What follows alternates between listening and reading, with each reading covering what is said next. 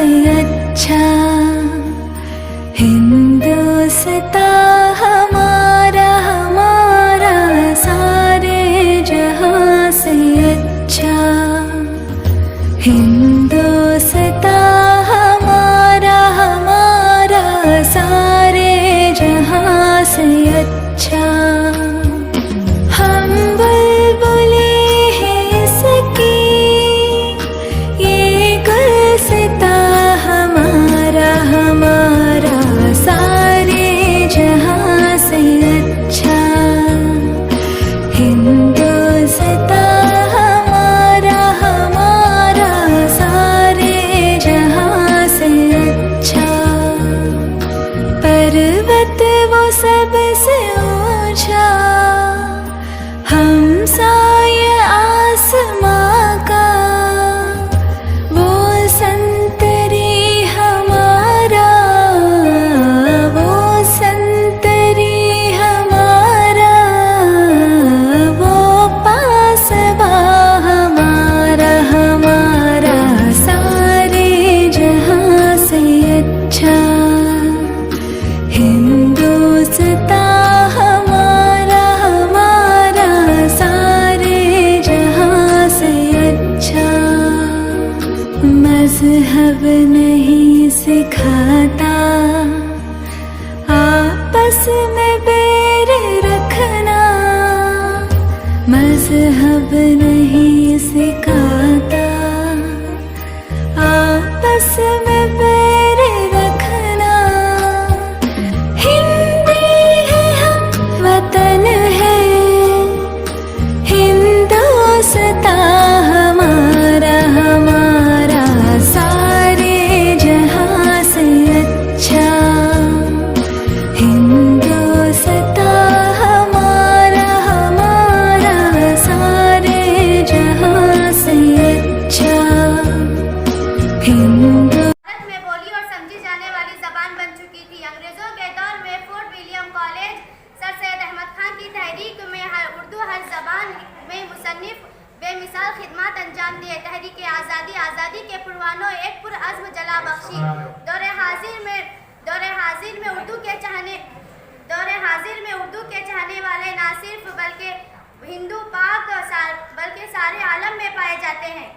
कई एक सरकारी और गैर सरकारी इदारा इलाकाई कौमी और आलिमी सतह पर काम कर रहे हैं। कौमी कौंसिल बराए सारे जहां से अच्छा हिंदुस्तां हमारा हमारा सारे जहां से अच्छा हिंदुस्तां हमारा हमारा सारे जहां से अच्छा दुनिया का उसी दौर से बोलो जो दौर है दुनिया का उसी दौर से बोलो बहरों का इलाका है जरा जोर से बोलो।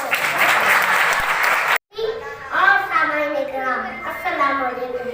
अंजाम उसके हाथ है आगाज करके देख अंजाम उसके हाथ है आगाज करके देख भीगे हुए परों से ही परवाज करके देख। हर ज़बान अपनी एक मखसूस खुसूसियत रखती है जिसमें एक मखसूस तहजीब छिपी होती है। मेरी मादरी ज़बान उर्दू है। मादरी ज़बान यानी माँ से सुनी और सीखी हुई ज़बान। बोलने का हसीन तौर तरीका सीखा हमने उर्दू के बहाने सलीका सीखा हमने। जिसे अपनी माँ से मोहब्बत नहीं है वो अपने गैरों की तालीम हासिल करता है। गैरों की तालीम हासिल करके कौन आगे बढ़ा है किसी तारीख में है तो बताओ। जो शाखों से टूट जाए वो पत्ते नहीं है हम जो शाखों से टूट जाए वो पत्ते नहीं है हम। कोई आंधियों से कह दे कि औकात में रहे।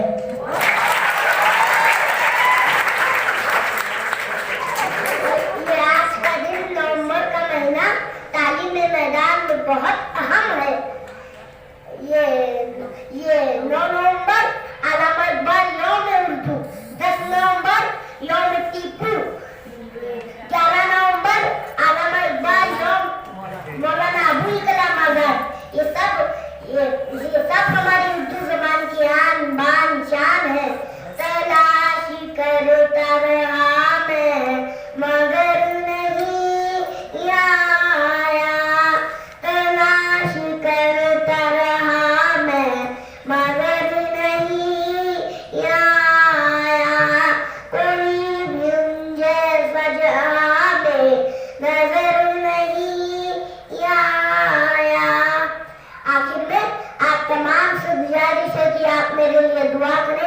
मैं अपनी उर्दू ज़बान की शान बनूं। न मैं गिरा न उम्मीदों के ही मीनार गिरे, न मैं गिरा न उम्मीदों के ही मीनार गिरे, मुझे गिराने के खातिर वो बार बार गिरे।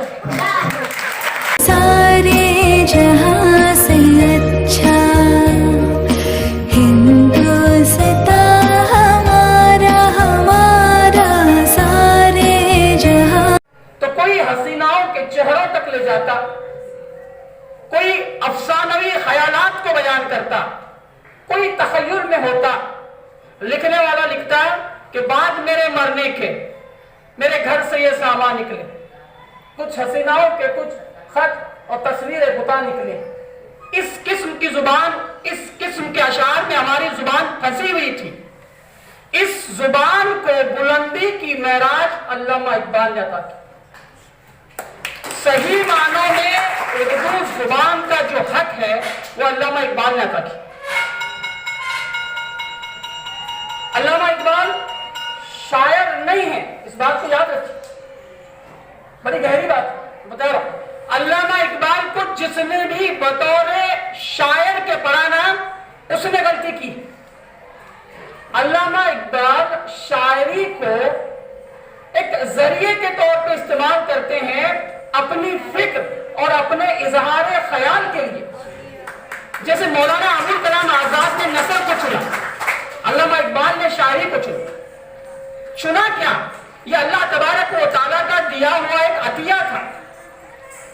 कोई इंसान जब बनता है तो अल्लाह तबारक व तआला उसे चुन लेते और बनाकर पैदा करते। ये शायरी जो है ना, एक वहबी चीज है, कसबी नहीं।